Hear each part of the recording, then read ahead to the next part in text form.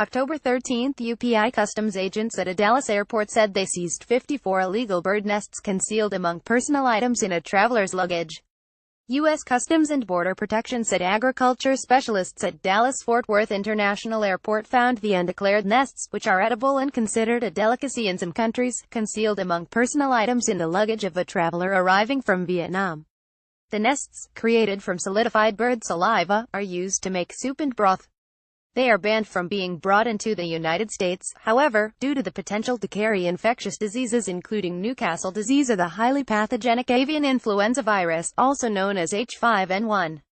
CBP's agriculture mission requires that we safeguard America's agricultural and natural resources, CBP Port Director Cletus Hunt Jr. said. Our agriculture specialists recognize the importance of intercepting these types of smuggling attempts to prevent the spread of infectious diseases and harmful pests that have not been introduced into our agriculture.